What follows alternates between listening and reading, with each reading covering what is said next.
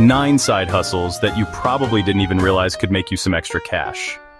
The economy isn't the best right now, and it's safe to say that most of us could probably use another stream of income. I mean, I know I could. It's pretty common to have a side hustle these days, and it makes sense.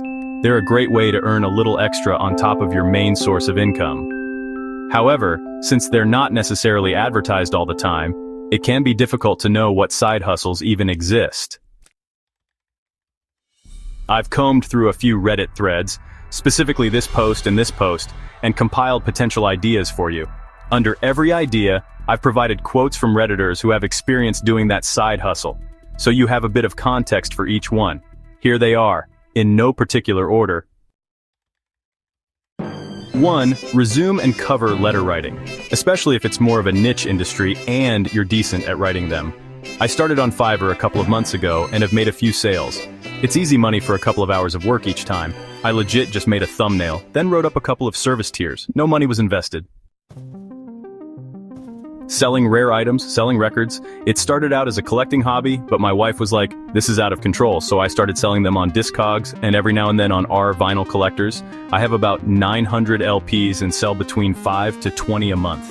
I love digging in the bargain bins and hunting for deals, so I usually make money on each LP I flip.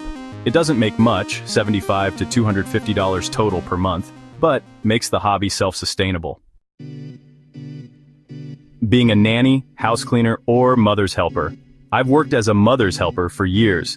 It's a sweet spot between a nanny, because you usually don't have to watch the kids, and a house cleaner because you don't have to deep clean. It's mostly the kids' laundry, dishes, tidying up, and making lunches.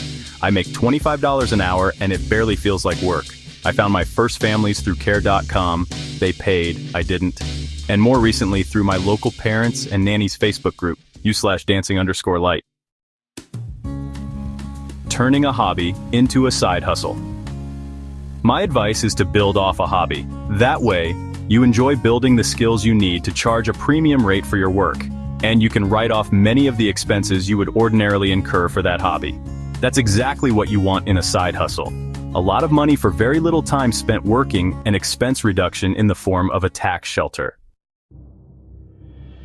My wife enjoys doing tarot card readings, so she does them for bachelorette parties and baby showers.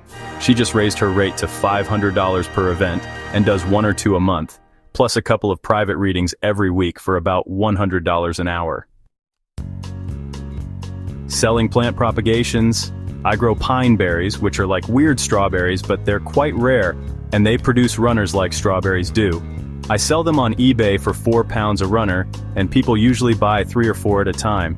I only do it in the summer but can make about £100 a month. And it's easy as I live right near a post box.